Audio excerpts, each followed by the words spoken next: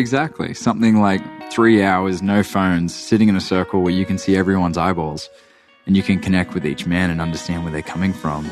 But if we take it back to the tribal example, 10,000 years ago, what's the worst thing that could ever happen to you? Eaten by a tiger? Exactly. How does that happen? You get kicked out of the tribe. Almost certain death to not be with you. Because if it's not a saber-toothed tiger, it's a rival tribe. You know, we grew together. You know, we were organized. When after a battle, we sat in a circle around a fire and we processed and we connected. That doesn't happen today. G'day, this is Brandon Clift and you're listening to the Tom Rowland Podcast.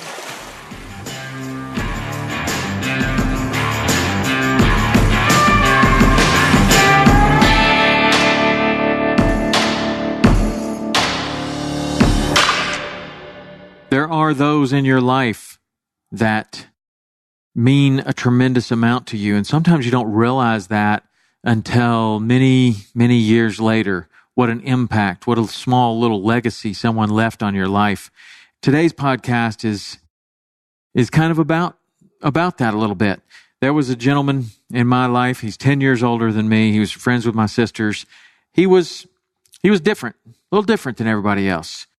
Growing up in Chattanooga, Tennessee, I didn't know anyone that really was doing anything like what this guy was doing. This guy was going out and he was snow skiing, being a ski instructor. He was racing sailboats on the level of the America's Cup. He was doing things and traveling and going to places, and his sense of adventure was more than anyone else that I knew. And he exposed me to this sense of adventure, to this sense of optimism that you could do anything. You could make your life any way you wanted it to be. You didn't have to do what everybody else was doing. And you know what? I didn't realize how much that played a part in the way that my life eventually turned out until many, many years later. But that guy's name is Bill Clift. And Bill moved to Australia and just developed a wonderful life for himself there. And he has always had this great sense of adventure and this great sense of optimism, and he was always just a real fun guy to be around. The last couple of years, I met his son, Brandon, and Brandon also was very impressive and has done some pretty cool stuff and has a very interesting story. So I had the opportunity to sit down with Brandon and learn all about what he's been up to, and boy, the story is incredible. And for a 26-year-old, this guy has a tremendous amount of maturity and really a lot of insight on life. I enjoyed the conversation. I hope you will too. Today's episode is brought to you by Waypoint TV. Waypoint TV, man, it's just growing every day. They have a tremendous social media following. You can find them on Instagram at waypointtv.boating, waypointtv.fishing. Go follow those accounts and you can see what's going on. They're good accounts to follow anyway. Then there are all of the written articles on waypointtv.com, and the mainstay of Waypoint are the videos. Waypoint TV is a streaming video service available on pretty much every app, every device that there is, Apple TV, Roku, on and on and on down the line. If you have a device, chances are you can probably download the Waypoint app and watch all of the best hunting and fishing content for free right there on your device anytime you want. So check it out, waypointtv.com, and follow them on social media, waypointtv.boating, waypointtv.fishing. Okay, onward to an awesome conversation with my friend, Brandon Clift. All right, Brandon, how you doing? Doing well, thank you, Tom. All right, I'm glad you could make it. Hey, my pleasure. My pleasure. Good deal. So you and I have mutual friends and family friends, and we have been friends with your father almost my entire life. So he eventually moves to Australia and comes back, I don't know, it was a few years ago, I guess. And then you came and we all got to meet you, which was super cool. And since then, I've been following you on social media, and just watching what you're doing, man. And I see you're coming through town, and I wanted to catch up with you and see what you're up to, because it seems like you're doing some really cool stuff. Honestly, the pleasure and the opportunity to do something like this is really cool for me, because having spent the past 6 months just traveling kind of around the Americas, South America, now up in here, it's always good to know that there's family. Yeah. Anywhere you go. I know. Well, you have that. Yeah, big time. And so, having a connection to people like yourself has just been a blessing, a real blessing. And I love coming to Chattanooga. I love coming in here and working out with you and the other men. Yeah. And yeah, it's a beautiful environment in this town, but also what you've created. So yeah. Thank you. Well, tell me, what have you been doing? You've been traveling around. To what started that travels? Yeah, so had a bit of a quarter life crisis. I'm past that. Yeah.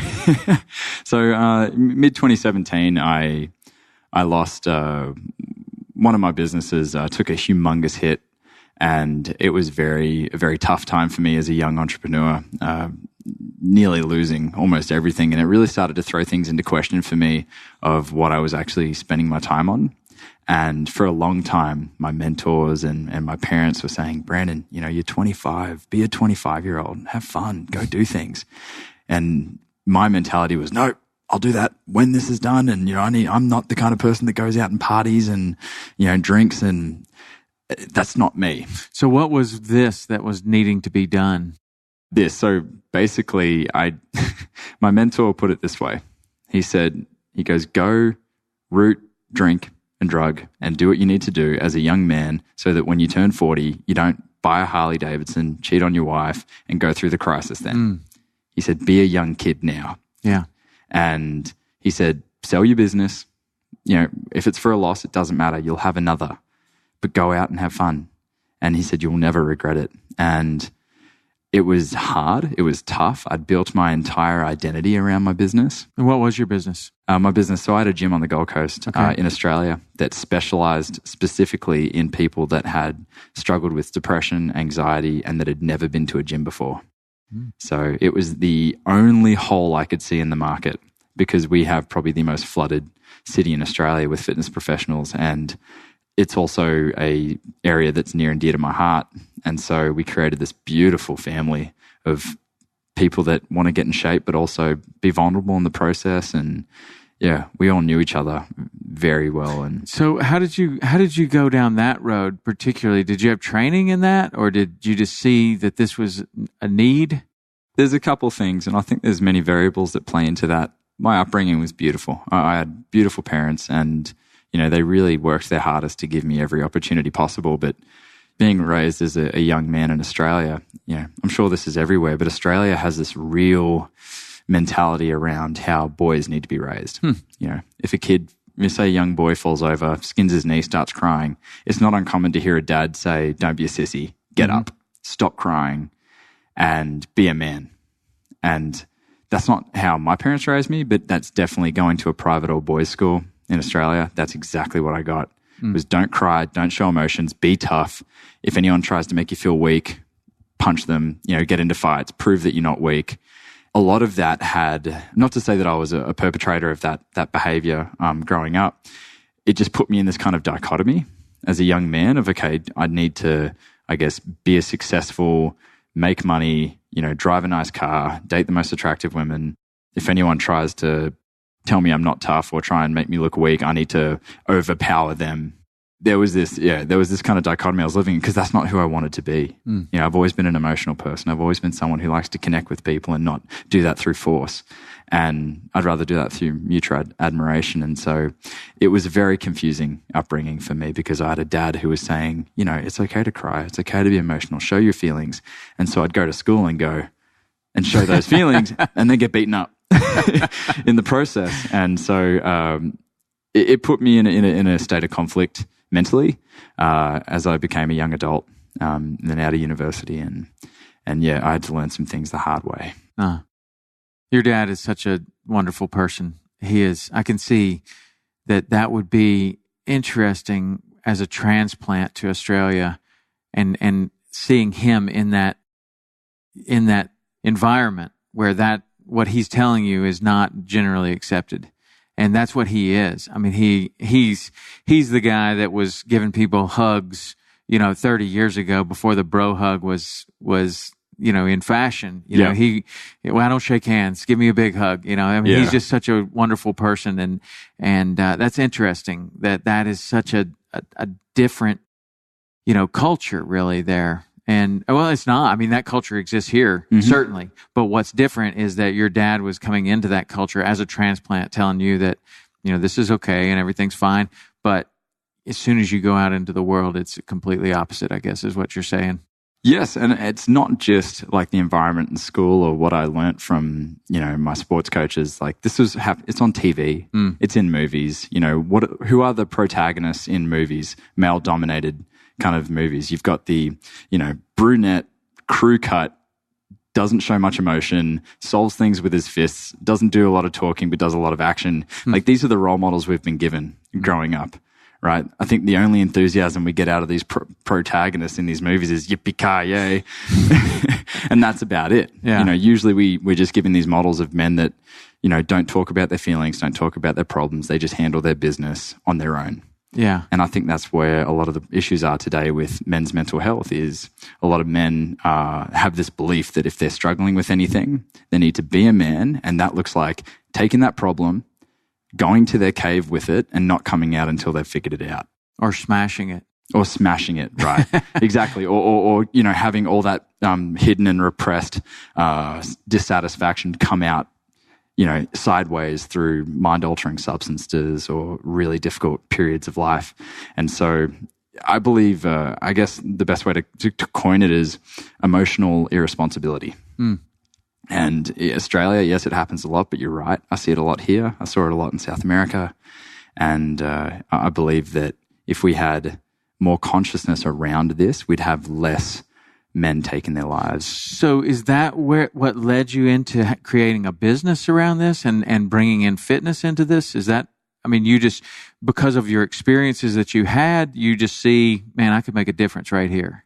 Yeah, I think to get the motivation to do that, I think there has to be a myriad of experiences for that to occur. And for me personally, 2015 was a tough year, real tough year. This is when I started to kind of move and shake in my industry and what I was doing. And with that, I was taking all of my dark stuff with me. I thought I was rising to the top as a personal trainer and I was teaching at the time. And so I thought I was taking all the good stuff with me, not realizing that I was actually dragging all those shadows, as I like to call them, with me as well. And they were really starting to come out a lot, especially if I'd have a couple drinks or things like that. It was very hard to control my emotions. And basically I had a lot of things happen in a small period. I had my grandfather pass away. My uncle got diagnosed with Lou Gehrig's disease. My dog got poisoned from snail poison. There was infidelity in my relationship.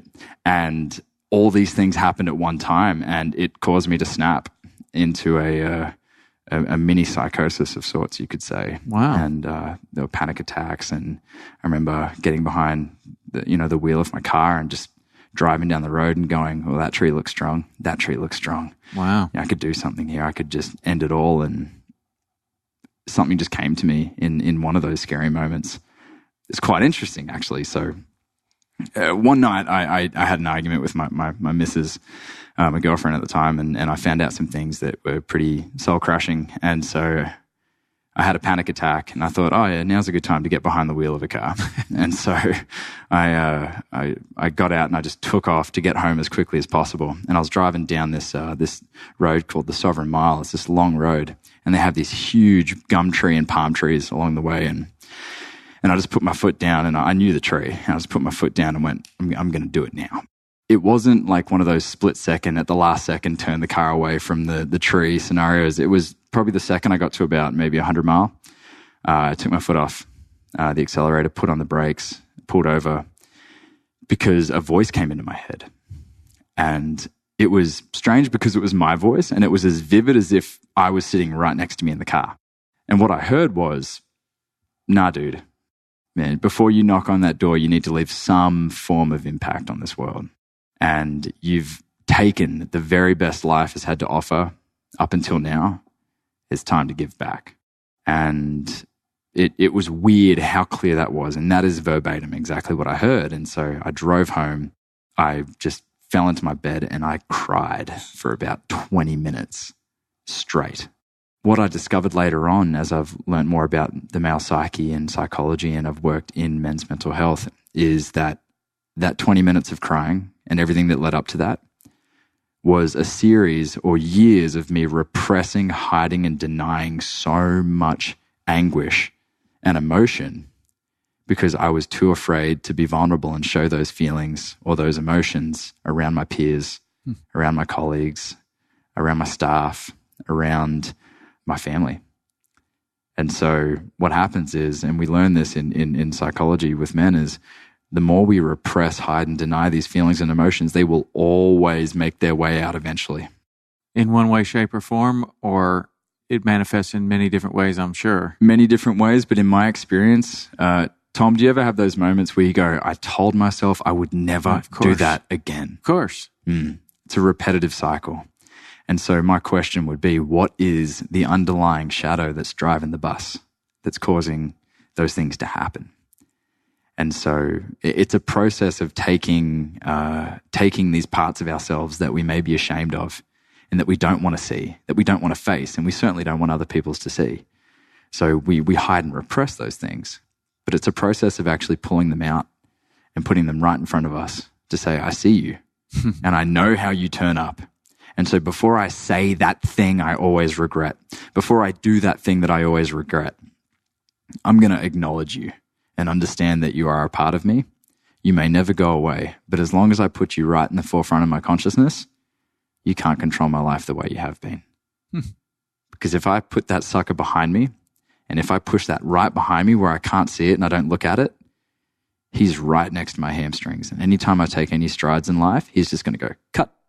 And so this process of identifying these shadows has been really powerful, especially working with other men, is we find a lot of men are really overcoming their plateaus in life because they're seeing the same trends and habits that are holding them back. They can actually acknowledge them as a part of themselves. Who modeled it for them? Where did they learn it? You know, what environment was that? Did that kind of, let's say, call it a cancer? What environment did it grow in? And it's basically the first stages of acknowledging and understanding that we as human beings are fallible. We're imperfect. We make a lot of mistakes, but we're too afraid to show it on social media and, you know, at the work Christmas party. So, yeah. So that's very interesting. Now, this business that you had that was dealing with people that had never been to a gym before, was it all men or was it men and women? It was majority women. Majority women. Because the women were saying, where have these men been all our lives? They wanted to be a part of it. The few men that we did have, they just wanted to be around that safe environment where they could be vulnerable with men and men could be vulnerable with them. Gotcha. So, now, is this the business that you lost in 2015? We lost a huge, yes. And we lost a huge portion of it. But there was enough left to sell in the end and kind of build back. Okay. And so then, as you lose that and it sends you down a different path, I guess, and what happens after that? It was interesting. So upon going through that period, one thing I hadn't learned at that stage of business was to be able to remove emotions from the scenario and look at things objectively.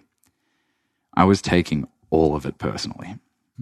Long story short, our subtenant was paying half our rent, very expensive location. He skipped on his contract and disappeared. No amount of legal action or suing was going to make it feasible for us to be able to cover that lease. And basically, the doors were closed.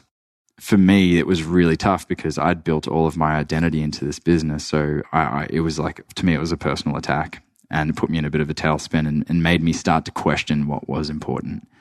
Taking off was just a matter of what my mentor said initially. Just go have fun.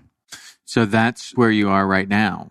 You're just out having fun after you went into this tailspin and you kind of right yourself and realize I'm going to travel, I'm going to do all of these things that you're doing. Is that and that leads you to today? Absolutely. Yeah, 6 months since I took off. Cool. Well, along the way, I mean, tell me about this Mankind project, because I know that I've followed, you on social media. I've seen you talk about this. I'm not familiar with it. It looks really interesting. I want to know about it because your dad also is part of this, right? Absolutely. Yeah. So I'll give it a premise. Up until the age of 9, I was terrified of my father. And of your dad? Yeah, exactly. That is the exact response, because we would go out, to a social event with other families and other kids, and everyone would see this happy, jovial, exciting person, because what Dad was doing is what we call masking. He was putting on this happy persona for the rest of the world to see. But the truth was, he was battling some things, some demons. And we got to see the demons. Mm. He brought that stuff home and he would project that onto us. Just like many men, women, people do. It's just a human trait that we deal with as a society. However, one day there was a breaking point, and, I saw a side of him that terrified me, and he saw that fear in me, and it broke his heart. He didn't hit me or anything like it. It wasn't anything like that. I just saw a degree of anger in him that I had never seen. That was a breaking point where he just said, I need to do something about this. And so in 2002, he found the Mankind Project.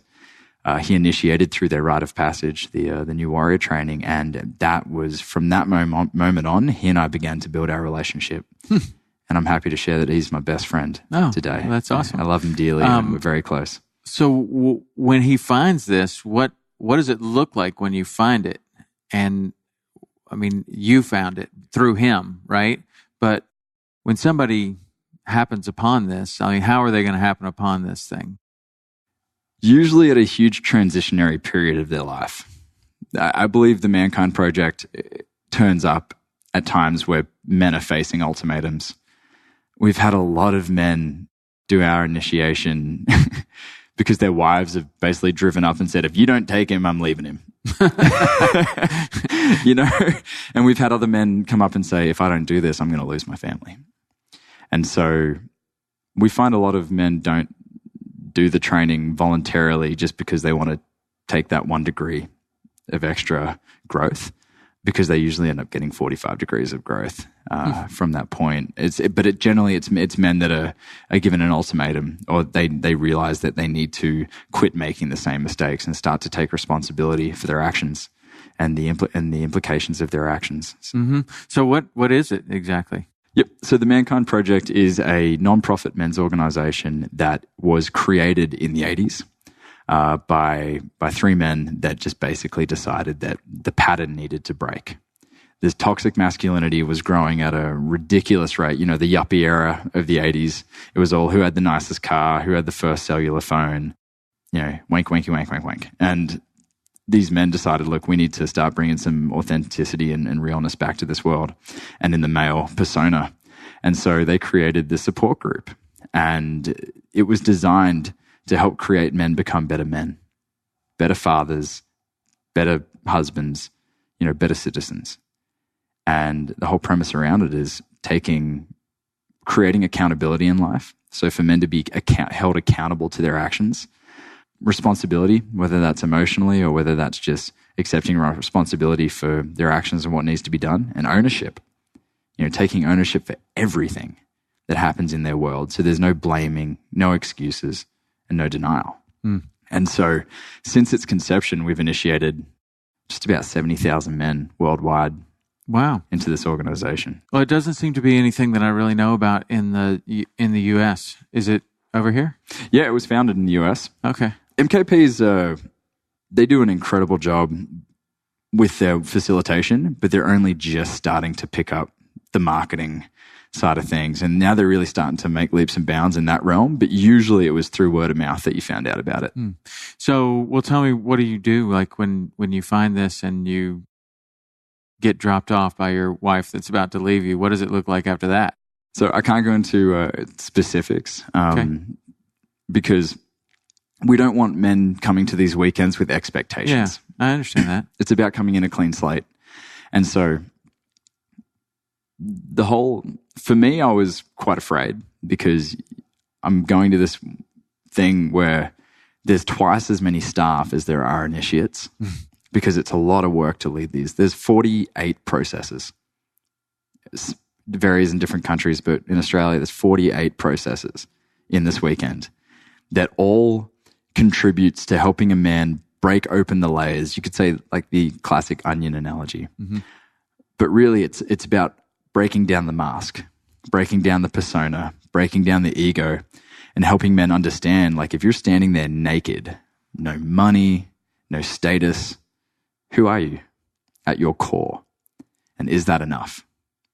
Because whether you like it or not, you're with that person for the rest of your life. So how can we ensure that you are able to love that reflection, bet on that reflection, and start to do things differently in life? We look at it as you go up and you get given a chest of tools. It's not a fix. You get the chest of tools, but you then go back to society and you have to learn to swing the hammer. There's no quick fixes in this. We have a common saying, the journey continues. It always continues. And so this work doesn't work for men that are looking for a quick fix. It just ain't going to happen. But if you're willing to understand that, as a 55-year-old man, if you come to this weekend, you need to understand that there's 55 years of conditioning and 55 years of habits to unravel and look at. And so there's a bit of levity there, and there's going to be a bit of work involved to reverse some of those habits and to start doing things differently in the world. So I hope I answered your question. Well, okay. So when it appears from the outside, just following you on social media, that you went to this, it was profound in your life. And then you began to start working with this group as one of the people that leads one of these. Is it just a weekend, or is that how it starts, as a weekend, and then there's other things that follow, or what? Absolutely. So there's many ways to grow in the organization. One thing I love the most about it is it's accepting of all backgrounds. You can be gay, straight, black, white, atheist, Jewish. Doesn't matter. If you want to be a better man, you're welcome. So there's no preaching of a certain way of being, because it's up to each individual man to create and discover their own mission and their own ethos. And so we're never going to tell a man how to be. It's up to them to decide that.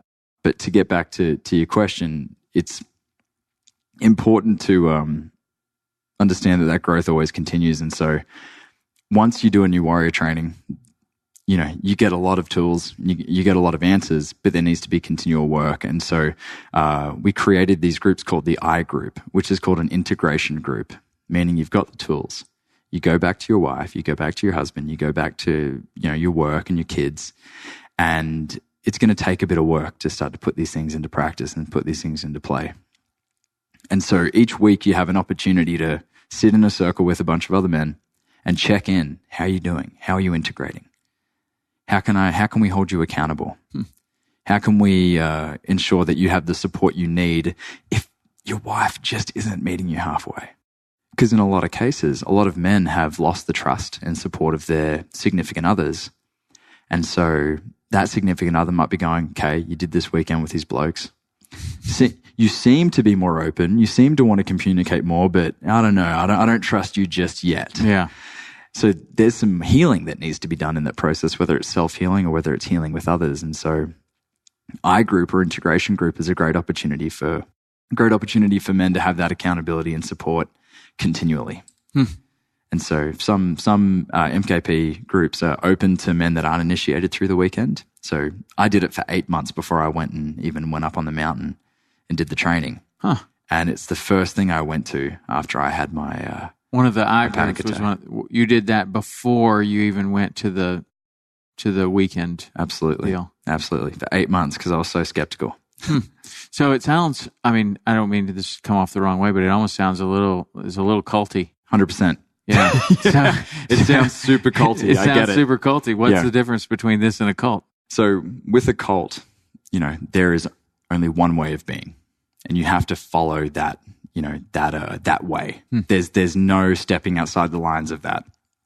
And so you see like Jonestown or other examples that you see, like especially like in the 70s out in the West, western side of the US. They were preaching a way of being that had no flexibility. With MKP, you can come, you can go, you can bring your uniqueness with you. Say you're a Mormon, you're more than welcome to sit in a circle.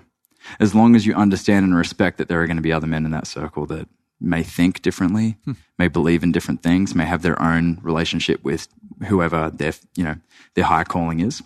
And so I think that's what distinguishes it from away from cults. Yeah. But yeah, there are definitely a lot of partners and significant others that have thrown the word out there because all of a sudden their manly, plaid-wearing lumberjack husband is now starting to talk about their emotions and they're uncomfortable with it. So yeah. Well, you have people that talk about cults, and then you have, a lot of people say CrossFit's a cult, because it does check a lot of boxes on what is a cult. They eat special food, they wear certain clothing, they talk with certain terms. They have like the terms, and they have their own language. Basically, there's a lot of boxes that basically are checked off with this, and with CrossFit, and with other things that are not even fitness related. But probably where it differs is that nobody is asking you to give your worldly possessions, and nobody is asking you to believe a certain way. But what it looks like to me is that, I don't know, I see that a lot of people don't have a support group around them. Men, women tend to do a better job of it, I think, because they have their girlfriends and they go out and they do these little fun things and they go out and they all go to dinner or whatever. Dudes sometimes do that, but not always. And for me, like, this group of people that I exercise with has been remarkable in that way. And also the group of fishing guides that I call my friends, it's the same kind of deal. Like, you talk often. Sometimes it's about working out, or in the other case of the other group, sometimes it's about fishing.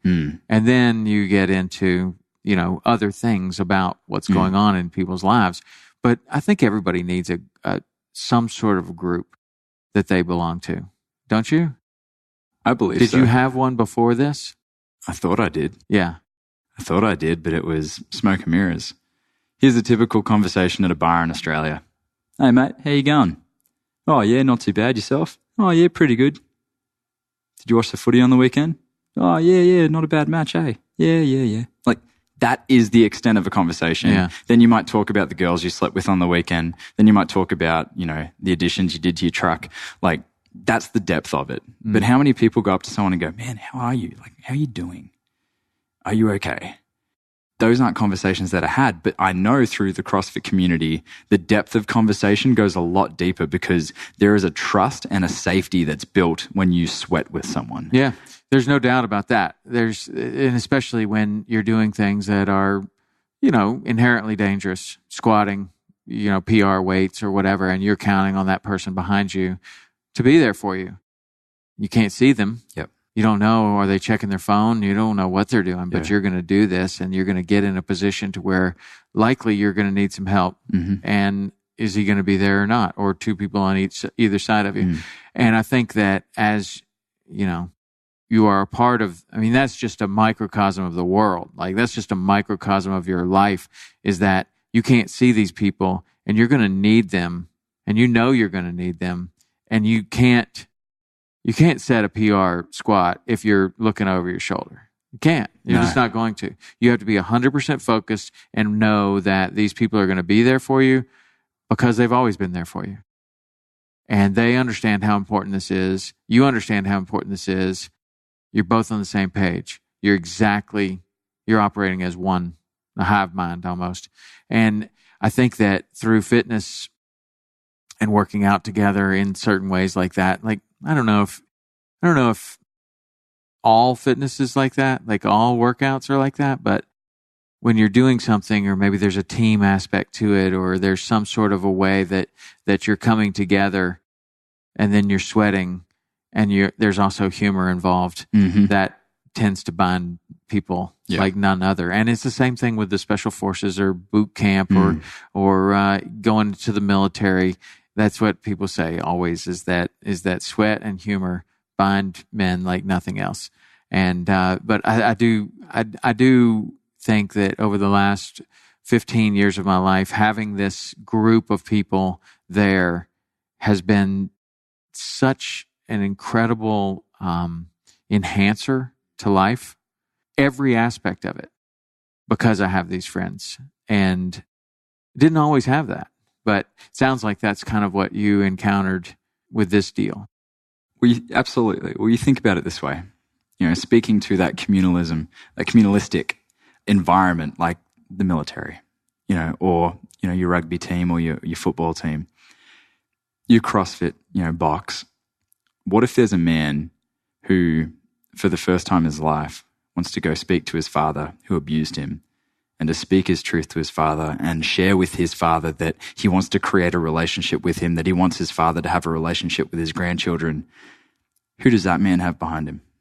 And so what if there was a community of men that he could meet with every week, or that he could call any time of the week, that would be there for him regardless of the outcome, that will ask him the right questions and create a safe enough environment for him to actually even come to the place after 40 years of hurt and pain and spite to finally turn around and say, well, you know what? Time to break this cycle, because I want my kids to have a relationship with me, and I want my kids to have a relationship with their grandfather. So can you get that from the person who's spotting you in your squat? Probably. But is that a specific environment that has been created for something like that? There was a reason why MKP was created, and it was so that we could go back to sitting in a circle. Think about how we've evolved as a species. Could we have done it individually?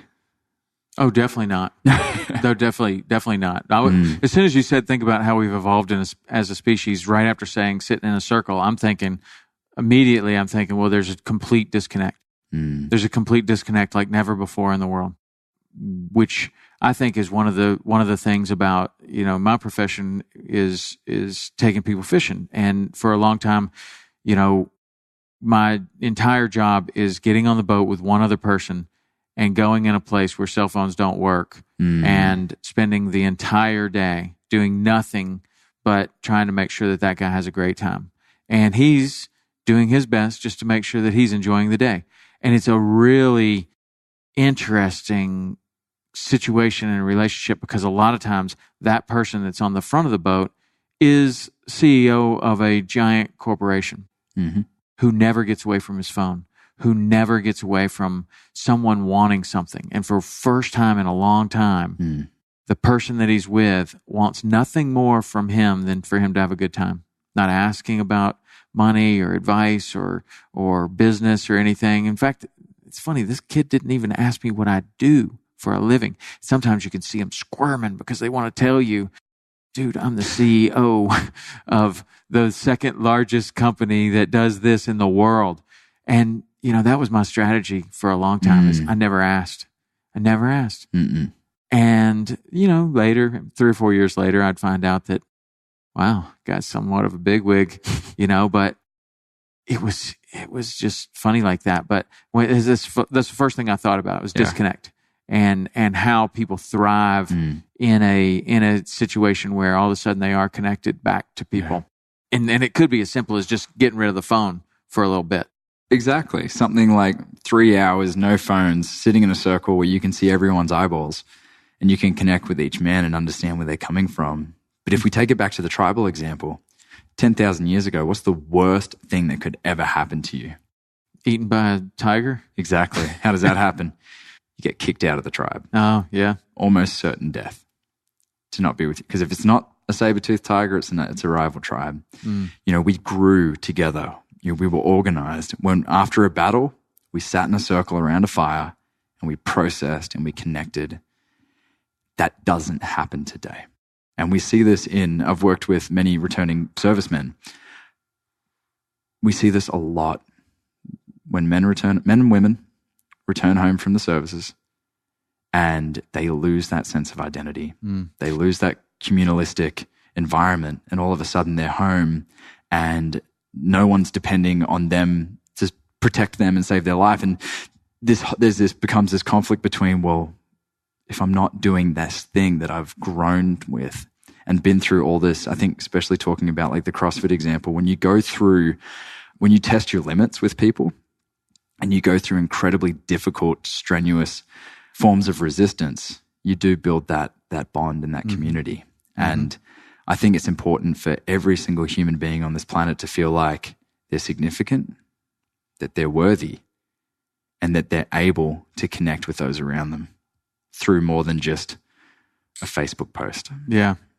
So, yeah, that's interesting. And so this group has obviously had that impact on you and had that impact on your dad and lots of other people. But when we first sat down, I mentioned something about exercise, and you said that exercise saved your life. Where does that come from? What does that mean? So if we go back to 2015, I have this little epiphany or wake-up call. I was really trying to identify like what was the missing link for me, because I wasn't asking for help, because as a man, men don't ask for help. They figure it out on their own. That's very much the system I was running. I identified that my confidence was really low. Really low. And I thought, well, what could I do for my confidence? And I thought, I know. I'm going to do the most ridiculous thing I can think of and sign up for a fitness competition 5 months from now and start training. Because I read something somewhere that the best way to get out of your head is to get into your body. And so I thought, okay, well, I'm going to start training. At this stage, I'm 5 years since retiring as a competitive gymnast. So I was 10 kilos heavier than I was at competing weight, very unhealthy, drinking, all that good stuff. And I just started training, and I gave myself something to focus on. And so I signed up for a fitness modeling competition, which I thought couldn't have been more uncomfortable for me, to stand up in a Speedo, to essentially be attractive, for people to judge me. When I thought about that, I wanted to vomit. And so I thought, okay, I'll choose that then. Yeah, the most uncomfortable thing you can think of. The most uncomfortable thing. And so one thing, I basically treated my depression, the triggers that came with that depression, as a sign to either go cook something healthy or go exercise. And it saved my life, because, that wake-up call, it wasn't a cure. It wasn't a fix.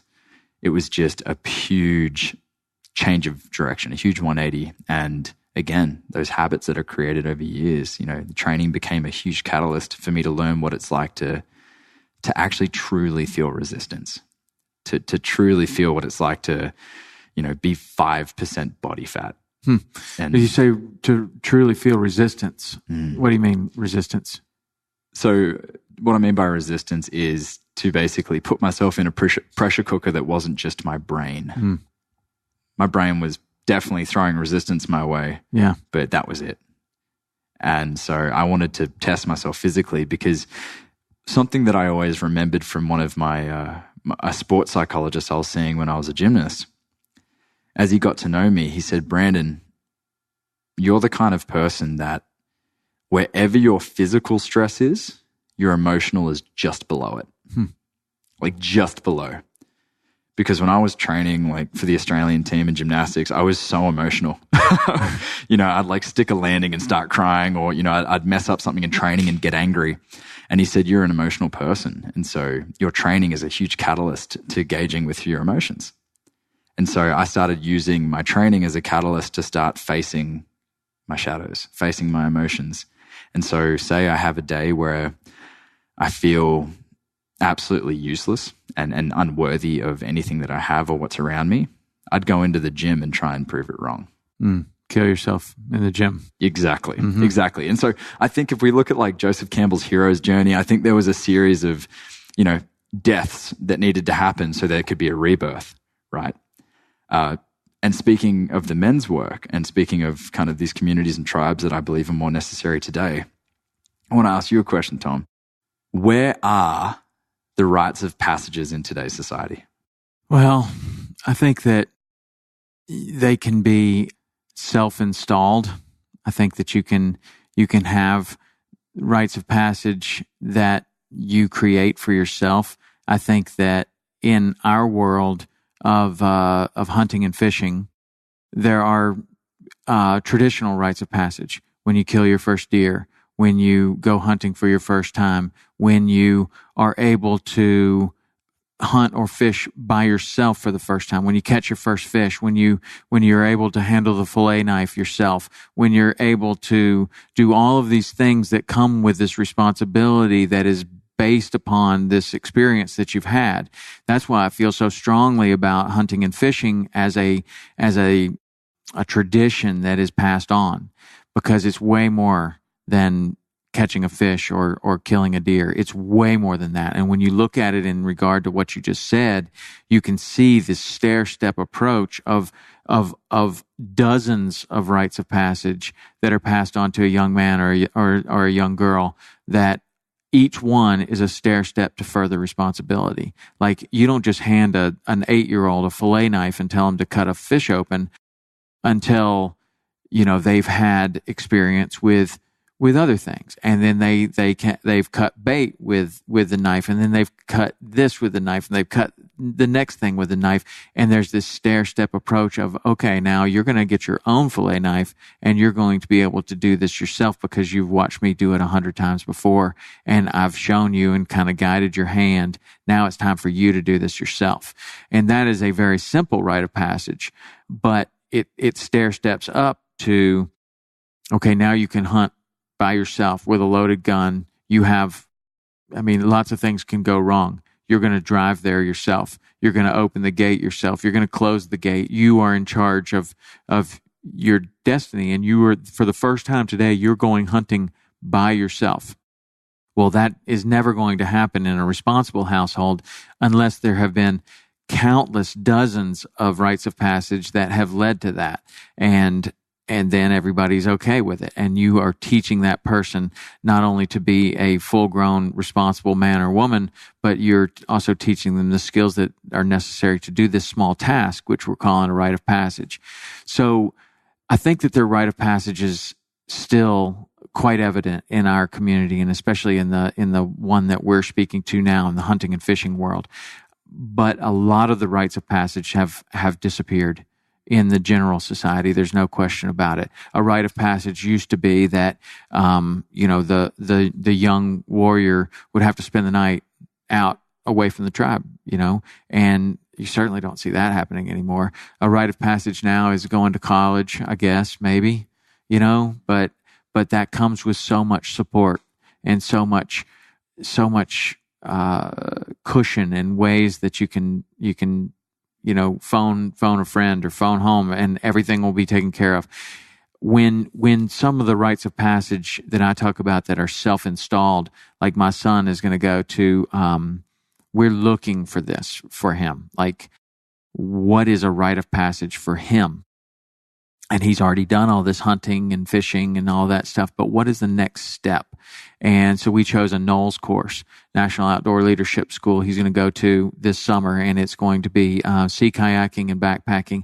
And he's going to then stair-step his skills up again in these small rites of passage, which will lead to like 2 days on his own completely. And, map and compass and everything. And you got to find the rest of the group, and we're all going to meet at this one point. And then we're going to break up, and we're going to do it again and again and again over until you are completely, responsible and comfortable by yourself in the Alaskan wilderness. So those are self-imposed, but where are they as a society? I don't know. Where are they as a society? You've studied this way more than I have, but I do think that there still are some, and I think that a responsible parent that's trying to raise a kid that has will either find his own rites of passage and pass them down. Maybe it could be that now you know how to rebuild a carburetor, now you know how to change a tire, now you know how to do all of these things that a grown person should know how to do to operate in this world. But even that has gone away because you just pick up the phone and call AAA, or you just do whatever. Most kids don't know how to change a tire. Most kids don't know how to start a fire. Most kids don't know that. And I don't know. Where do you think it is?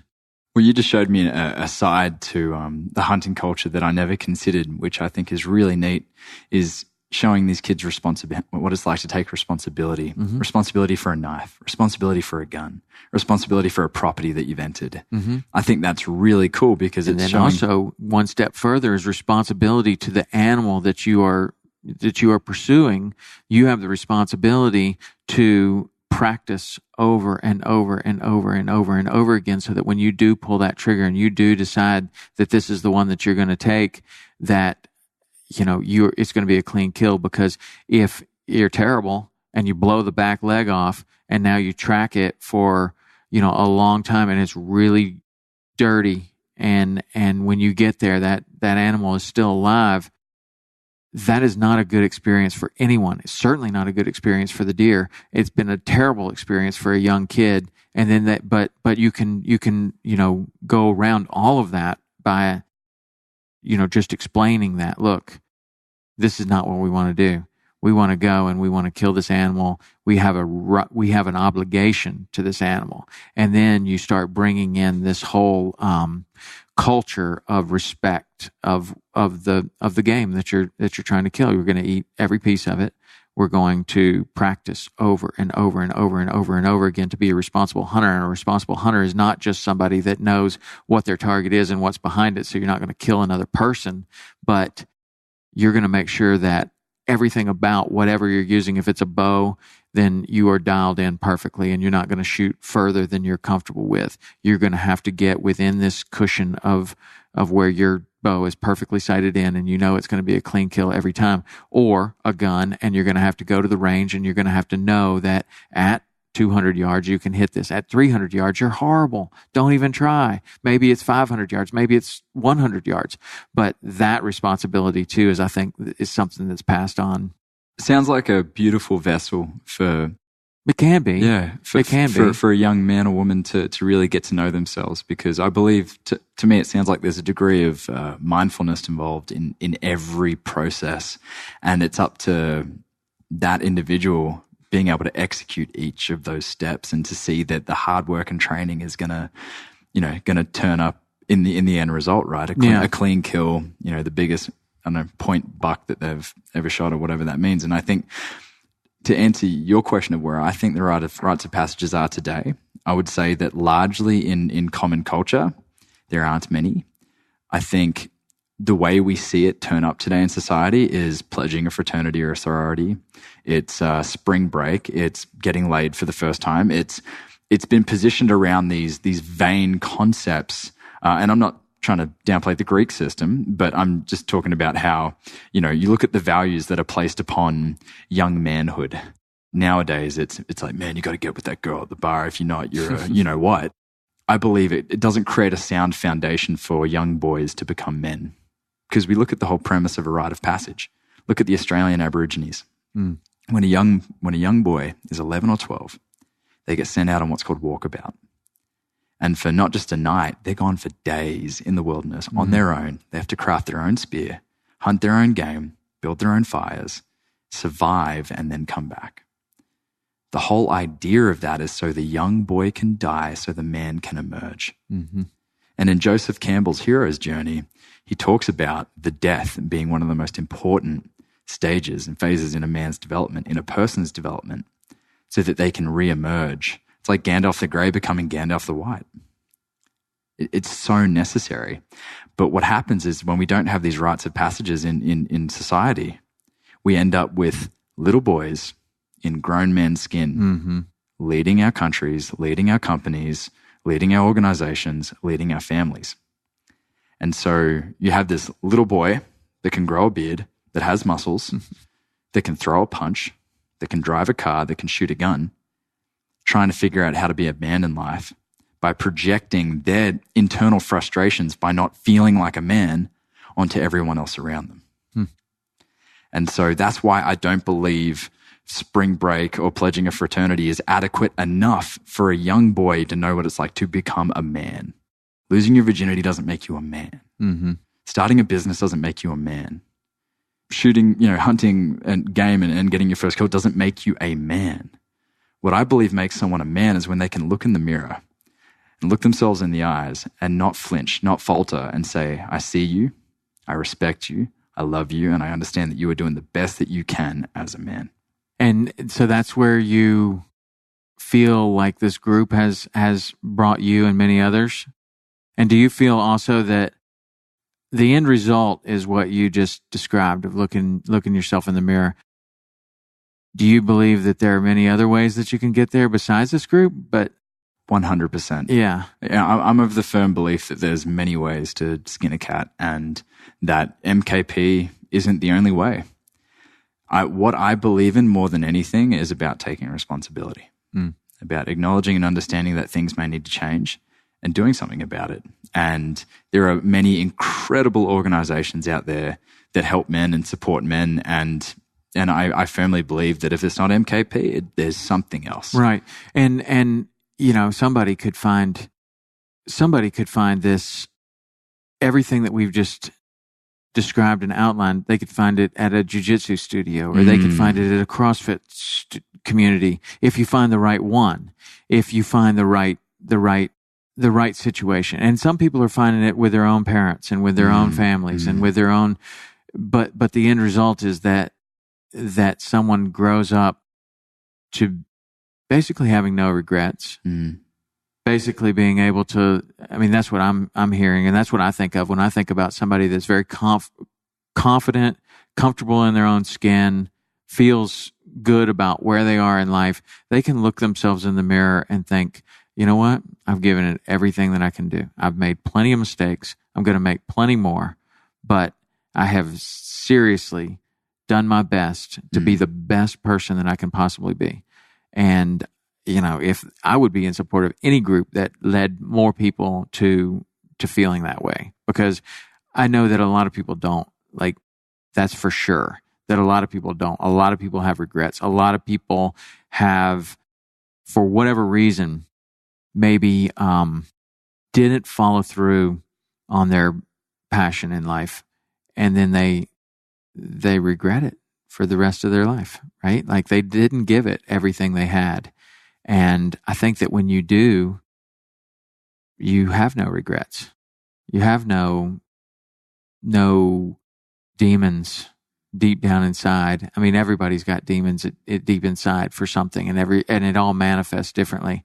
I was going to ask you about when you were talking about training, and when you would feel these shadows coming up, which is what you were describing, is what I just described as demons. And then you would go directly towards training or eating healthy. So many people feel that exact same way, and they go directly towards cigarettes or alcohol or meth or whatever, or destructive behaviors in some way, shape, or form. So exercise and eating healthy is certainly a healthier way to go about it. But do you ever think about that too? Like, is exercise, like, do you abuse exercise? Because sometimes I think I might. Like, I do the same thing you do. If I'm not feeling good, man, I will go and just blow it out in the gym, you know, and feel like, okay, well, if I can do that, I can do anything, right? And but it's interesting to think about, like, could you be overusing something that is generally considered healthy?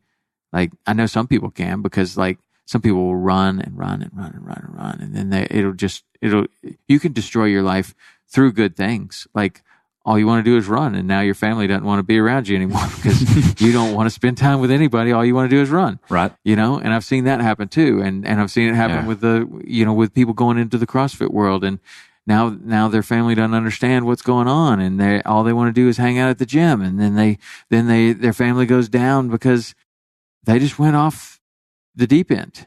I had some clients like that. Yeah. One man comes to mind, and we could tell he joined because there was definitely something that he was dissatisfied with within himself that he wanted to confront. But also I realized that he was using my gym as an escape from his partner, because there were some conversations that he was terrified of having. And so rather than think about it or have those conversations, he'd come train with us. And the one thing that, because I knew his partner, the one thing that she would chat about and with what her frustrations were was that he was not taking the time to connect with her and or feel safe enough to be able to do so. And I remember he was doing 2 a days, and I remember saying to him one day, I said, mate, what are you running from? Because people would look at his actions and go, yes, he's on the up. He's doing everything possible to become a better man and do these things. But it wasn't so much that he was being pulled towards something positive. He was being pushed away from something negative. Such a big difference, isn't there? There's such a big difference. When I learned that just the subtleties of positive and negative, it changed my life completely, because, you can just exactly, that was a perfect example of what you just said. But you could have another example of an athlete that wants beat everyone. Yeah. Or an athlete that wants to win and wants to take his team with him. Mm-hmm. Right. And, this guy hates to lose. This guy loves to win. It's a massive difference. Big time. The result might be the same. You win. You don't lose. The result's the exact same. But somehow there is this massive difference. And I think it's one of those things where it's like, you can see two lines that look almost parallel, and then they just start to go away from one another. And then you look down a year later, now they're here. And a year later, they're just so much further away from the one tiny half a degree of difference. And over your lifetime, it just puts you in two completely different situations. But I didn't understand that for a long, long time, the difference between positive and negative. And I read a lot of different books and got that concept. And I was like, wow, could that really be that simple, that you either hate to lose or you love to win? Isn't that the same thing? And then I was like, no, that's not the same thing at all. The guy that loves to win wants everybody to come with him. The guy that hates to lose just wants to beat people down, right? Just want to dominate.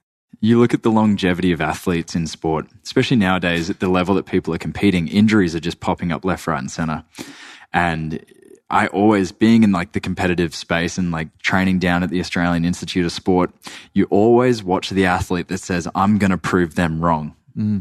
They're never in the game that long unless they have a paradigm shift, because they spend all their time looking backwards at the negativity that they're moving away from. They're not watching where they're going. Rather than creating a vision for exactly where they want to go, what they want to manifest, how they want their life to look, they're looking at what they don't want versus going, well, what do I want to bring into my life? And so I say to my clients, and I say to the athletes that I've mentored and worked with, at the beginning, look back, get stinky, get filthy, get angry, whatever you need to get you going, to get your butt off the couch to enact some form of change. But the second that explosion goes off and you start taking off in some form of direction, turn around and look where you're going. That's so interesting. How does somebody know when that is? How do you know as a trainer or somebody that you're seeing that all you're doing is trying to prove people wrong? All you're doing is trying to prove this. You're doing all the right things. You've lost 30 pounds. You've gotten stronger than you've ever been in your life, but now it's time to move ahead and look for the things that you want rather than destroying all the things that you don't want. I just use examples of people I've worked with. I had one client, his dad was a professional athlete, and then when he was young, he wasn't an athlete. He was more inclined to play video games, and his dad just used to project so much shame onto him because he wasn't a rugby player, because he wasn't, a cricket player. And so he came in with this mentality of, F him, I'm going to prove him wrong. I'm going to become this athlete. I'm going to do these things. His dad used to really say some horrible things to him growing up. He was just a young athlete. He was only 17 years old. And he came to me, and his mum came to me, and they wanted me to work with him. And I said to him one day, because he was just really training hard, getting injured all the time because he kept pushing it to the next level. And I said, so you have this relationship with your father that, isn't positive? He goes, yeah. And I said, why do you want to spend all day thinking about him? Because you're going to be, I'm thinking of a quote that I heard, can't remember who from. If you spend too much time looking in the past, you'll stay there. And so what's the point? You already know why you don't want to be there. You've already anchored enough frustration and anger to know that that's not the way that you want to live your life or the way you want your life to end up. So get out of that place. Get out of that headspace. If you only touch a hot stove intentionally once, right? I don't know. There's a lot of people that like to do things like that. So, as a little kid, you touch the stove and mum and dad go, oh, finally, this lesson we need to teach him. Never touch the stove, whether that comes in the form of a spank or a real tough lesson. Man, when you touch those things, you're pretty... Yeah. You will never intentionally put your hand on it. But I think the equivalent example or metaphor of someone who wants to live in that negative place, they're essentially standing on a stove and just putting their hand on the element. You can only do that for so long without losing direction. And to me, I just think of it this way. If you're looking backwards, you can't see where you're going forwards. Mm-hmm. And there's no clarity. It's hard to keep a vision on the straight and narrow. And so spend more time thinking about what you want. What are the things you want to bring into your life? Okay, your dad was a jerk. Well, how do you want to be as a father? And also, you know what you don't want to do as a father. So why not think of what you want to be as a father, as a husband, as a business person, as a citizen? That's, in my opinion, going to keep you in the game longer. Mm-hmm. How can Tom Brady spend so long in one of the toughest positions in the world? He's practically held together by tape. How can he keep doing that? Do you think he's looking backwards? Well, he was one that I was going to ask you about. I don't know because there. I tend to think that from the things that I've read and heard about Tom Brady, he is definitely someone who loves to win. Definitely someone who is looking for things that he wants and bringing them to him through hard work and determination. But also, I feel like possibly that attitude makes his teammates want to die for him. But you do have other situations where people make it to the very highest levels. And you can just see it, man. They got this huge chip on their shoulder. They're proving it every time. And they will continue to prove it over and over and over again. And they will set the record and they will do this or they will do that. Yeah. But I don't know. I can just see it much more clearly now than I could a long time ago before it became clear to me that, you know what? That's not the way for me. Yeah. Maybe it is a way for other people. I don't know. Yeah. But it sure does seem a lot more comfortable and a lot more, I guess comfortable is the way to describe it. It's a lot more comfortable to win and bring your team with you. It's a lot more comfortable to be in pursuit of something that you want rather than demolishing something or proving something wrong, proving someone wrong, but it's very powerful. I mean, both are very powerful. Yeah, they really are. And like Absolutely. if people can win some amazing things by proving people wrong, but it's interesting. They may never grasp this concept because I don't know that I'm very good at describing this concept because I've tried to describe it to a lot of people and I don't know that I've done a good job of it. You know exactly what I'm talking about. The difference between positive and negative. But I don't know that I'm always good at like telling people that because I talk to some people and they're just like, well, you win. Winning's winning, right? Like, I mean, they're both winning. Well, yeah, I guess. But I don't know. It's an interesting concept, but it's one that I think about a lot because it had profound effects on me. And I can see now that I was only going to go so far trying to prove people wrong. And I was only going to go so far with that particular attitude. When that attitude changed, it didn't happen immediately, but it did happen. And any success that I've had from then to now has been a lot more than what I would have had if I had just kept trying to prove people wrong.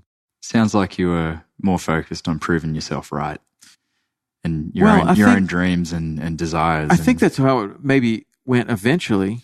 But then think about all that energy that you're wasting when you're trying to prove people wrong, right? Throwing it out there. You're still accomplishing like the overall goal that you had of I'm going to win this or I'm going to achieve that or I'm going to do this. But along the way, there's a tremendous amount of energy wasted where I think that giving away the best to yourself, in my opinion, when you're trying to prove others wrong, you're giving away your best energy and attention to people that, you know what, probably don't matter as much as they need to for you and where you're going.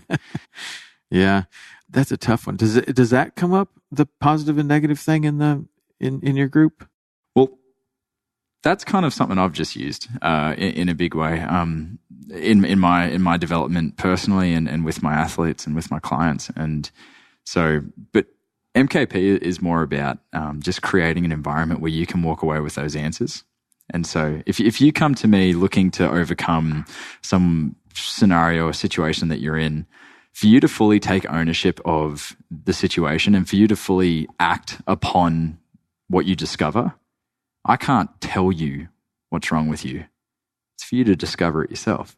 When you can have your own aha moment, you can take ownership for discovering the solution, which is going to give you a hell of a lot more motivation to turn it around, instead of me saying, Tom, this is your problem and you have to fix this.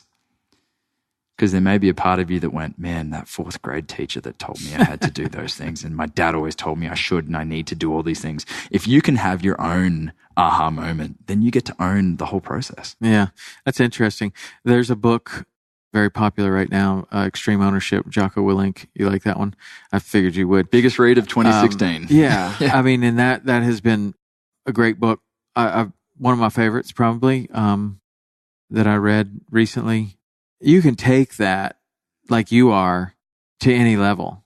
You can take it into your personal life. You can take it into your business life. You can take it into your own training. You can take it into whatever. But basically it says that, you are responsible for basically everything. And it's not that your boss is a jerk or he doesn't understand. If your boss doesn't understand, then you're a terrible leader. And you're like, well, when you're first reading the book, it's like, well, how am I going to lead my boss? And then there was this wonderful chapter in there that you lead up and down the chain. It is your responsibility. If your boss is making bad decisions and doesn't understand what you're trying to do, then you have to educate that boss in some way, shape, or form. You can't go in there and be like, hey, listen, you're a jackass and you don't understand, but you can spend the time to teach them. And then your boss will become your greatest ally and actually help to get whatever this challenge is that you're having pushed through, because he didn't fully understand it at the time. So leadership comes in the form of leading up to the superiors and down to the subordinates. And it is just such an incredible microcosm of life in the military, because you have these very strict guidelines of who's in charge and who's second and who's third and who's fourth and who's fifth, all the way down to someone who's absolutely at the bottom. But I think that what's interesting about that concept is that when you take ownership of whatever it is, if this is your personal life or if this is your business life or if this is your training or if this is whatever it is, and you take ownership of that, there's a great amount of control that you feel that you didn't feel before. Like if you're taking ownership of everything in your life, your emotions, the way that you're handling things, your reactions to things, and that's not somebody else's fault. That guy cut me off and you're all pissed in traffic. Then you're just a rudderless boat or a ping pong ball getting ping ponged around, right? By whatever forces there are in the world, as opposed to, man, that guy really made me mad, but I'm not going to let it bother me.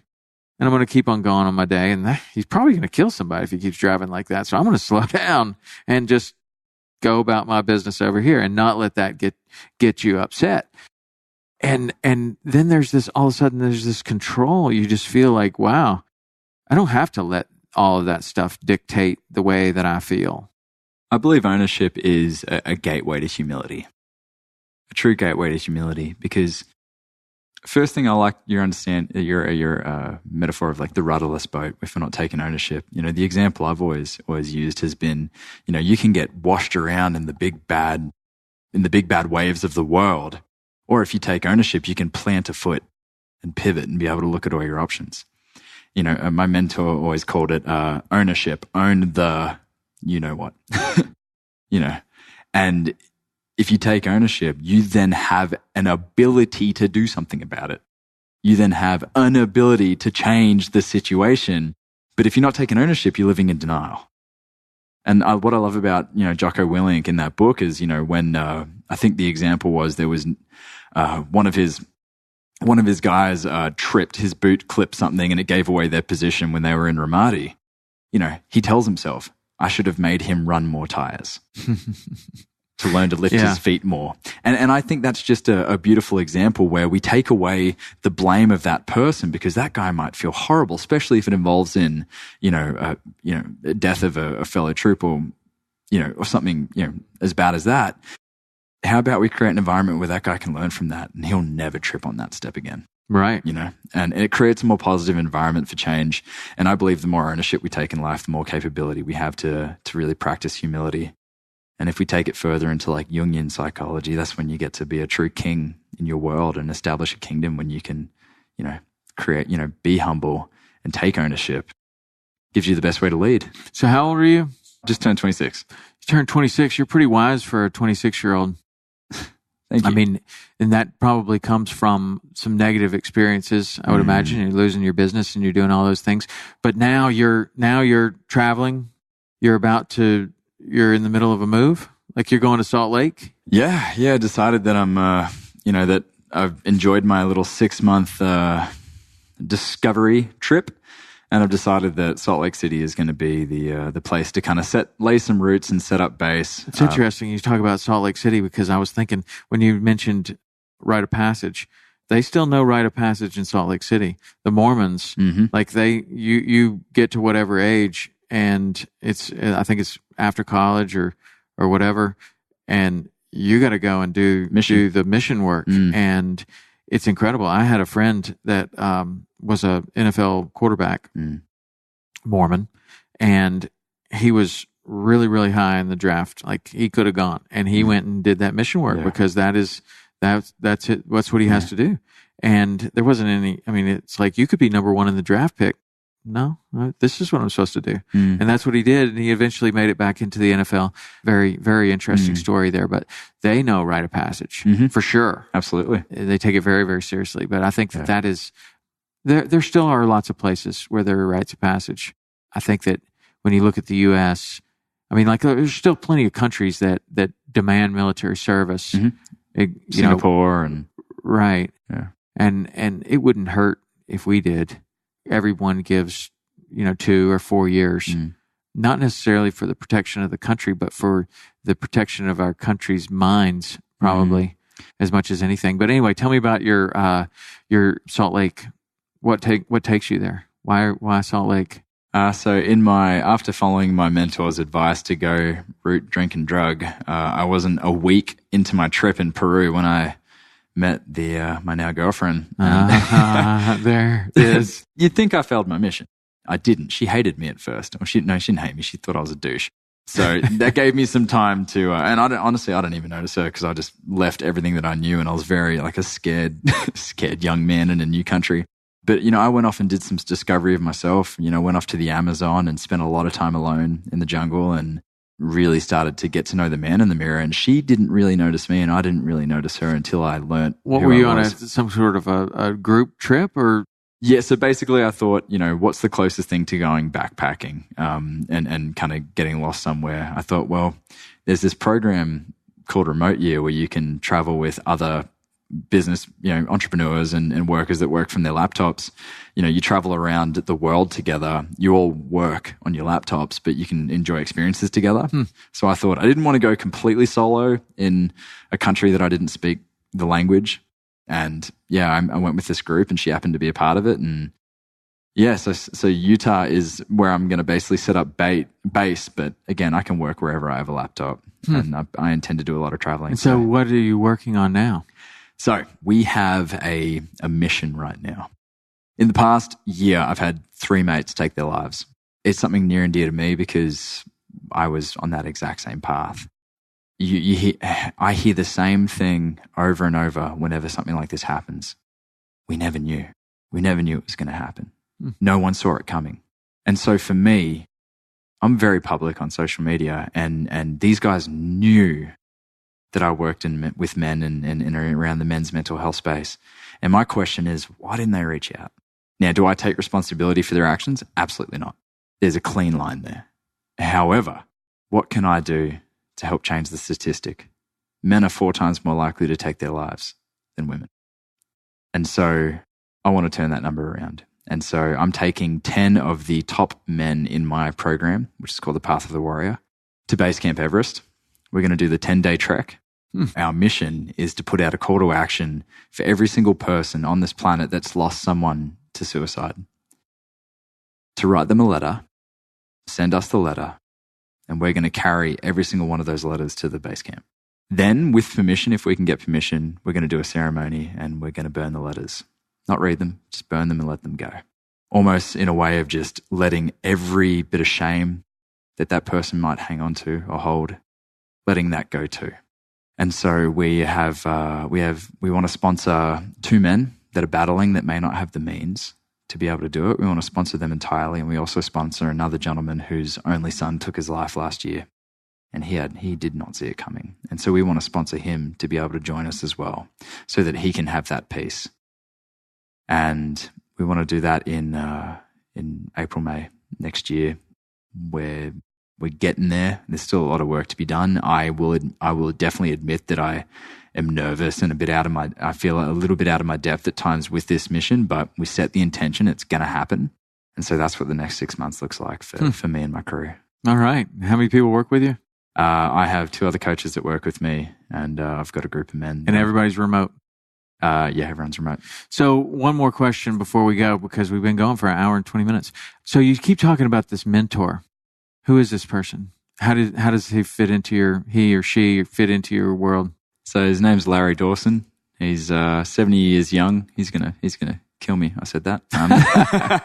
Larry brought the Mankind Project to Australia in the year 2000, and Larry's been working in relationship counselling for decades now, and he's been a huge role model for me in life. I met him when I was 9 years old, when my dad did the New Warrior training. And he's known me my whole life. And so the beauty of my relationship with Larry is he understands how through generations we inherit a lot, not just biological DNA from our parents and our ancestors. We inherit, their conditioning, how their parents raised them. So he's had this unique opportunity to see me grow and for me to turn up to my I group, my integration group, and, do my work and share what's going on in my life, and him just basically see my father in me. And so he's been beautiful to hold me accountable because, one thing I love about my father is he's never half-asked anything. He's given everything his all, which has been an example for me to do the same. And so when I approach, my demons, I'm not half-assing it, I'm whole-assing it. That's awesome. And so Larry's been there every step. And when he found out I was in a relationship, I won't swear, but he's like, "You're doing it all wrong. You're supposed to be rooting, drinking, and drugging." Well, yeah. I'm sure he's happy for you. When you were talking about your dad and doing things all the way. When he was here, it was a couple of years ago, I guess, I showed him the Wim Hof breathing. And so he would come first. And so the Wim Hof breathing it's been really important to me, but all my friends haven't fully embraced it because it's weird as hell. It's so weird. You lay on the ground, you breathe super heavy. And so a couple of them started doing it for a while, and then they were like, I don't know. I just don't see as much into it as I do. I do it every single morning. And so your dad was like, "What are you doing?" And I said, "Lay down here and do it with me. This is awesome. We breathe in 30 times, and then you breathe all the way out, hold your breath as long as you can.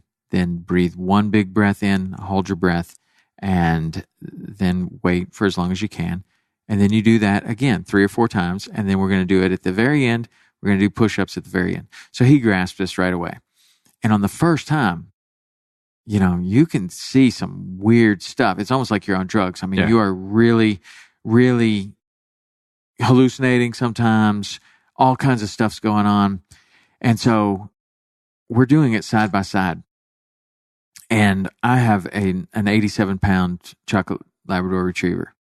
And when we were doing this, it was in Tennessee. And so this is the first and only time this has ever happened. And of course, it happens to your dad. We're doing this breathing, and I am deep in. I mean, I am seeing crazy lights and all kinds of things. It's one of the best ones I've ever done. and I hear this, whoa, oh my God. And my dog had killed a possum, and he brought it and he put it right on your dad's stomach. and so your dad looks up and there is this dead possum. Well, he thinks it's dead. Yeah. And it is shitting all over him. And my dog is just sitting there looking like, I don't know why he put it on your dad, though, because we would think it would put it on me. But I mean, I hear this, steps and he walks around and then he comes back and he goes, only in Tennessee, mate. Only in Tennessee. And so I'm still doing the breathing. I still don't even know what happened because I think I'm hallucinating this dream. And I get up, I finally finish, and he's like, did you see the possum? And I'm like, what? What are you talking about? And he goes, your dog brought a possum over here. And there is possum shit everywhere. It was one of the funniest things that but I was so deeply into this that I didn't even open my eyes. Not one time. Well, here's something I want to share with you that you may not, you probably don't know. And here's what just a highlight of the impact that you have on people, Tom. You taught my dad Wim Hof. I came and worked out with you in 2015. Right. I tried it for the first time. I went back to Australia and I started a free boot camp back home just because I hated doing cardio on my own. And I started doing the Wim Hof. I started trying it for myself. Next thing you know, I have 12 people with me every morning on the beach, watching the sunrise, doing Wim Hof in the middle of winter, going swimming in the surf. And I was timing myself with the breaths as well. I ended up getting a 3-minute, 27-second hold on an exhale. Nice. But when I got that record, I was down right by the water on the rocks. There's a beautiful spot there in a place called Burleigh. And the guys are behind me doing their breaths. And I'm just so into it. When you can't tell if you've inhaled or exhaled, and I'm just breathing. And I could tell where every single seagull was in the sky without opening my eyes. I could tell exactly where they were because every time I opened my eyes, there they were. Yeah. Right there. Yeah. I could hear the surfers' fins cutting the waves. I knew exactly if they were doing a kickback. I could do exactly where they were, if the wave was barreling. What I couldn't tell, though, was a Yorkshire Terrier had come up to me, stood on my chest, and started licking the inside of my mouth and my nose. I had no idea that was happening. So apparently animals aren't a part of the oneness of nature when you're doing the Wim Hof. Because, my gosh. Your dad and I couldn't, neither one of us could detect a possum either. Well, I finish my breath and I come to, and all I hear is laughing behind me because they watched this Yorkshire Terrier practically make out with me for about 10 seconds until the owner found out and freaked out. The dog jumps, launches off my chest. I had no clue. And I came over. I'm like, why are you laughing? And why does my face smell like dog food? It's hilarious. It's powerful stuff, man. So thank you because, that's how I started my business. Was I had 12 to 16 people come and join me on the beach for Wim Hof. And then I thought, I might open a gym. Nice. From there. So yeah, nice. It's pretty cool. Well, you got a good story, man. And I wish you all the best with your move to Salt Lake and this whole Everest deal. I know it's going to be great. Yeah. So thanks for sitting down and talking to us. Likewise, good stuff, man. Yeah, cool avenues. It went in so many different directions. And man, it's been great connecting with you, Tommy. All right. Thank you. Cheers, mate. Good luck. That was a great conversation, Brandon. Good luck to you and everything that you're doing and to your dad. Man, Bill, you're dear to my heart.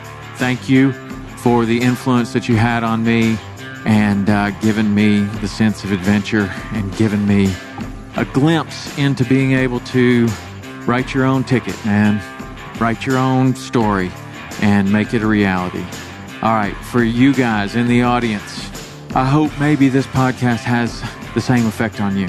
Maybe it gives you a glimpse into being able to write your own story any way you want to and create anything in your life that you want to. That's what it's all about, whether that's being a hunting guide or a fishing guide or photographer or anything, finding something like what Brandon found and giving back to the world in your own way.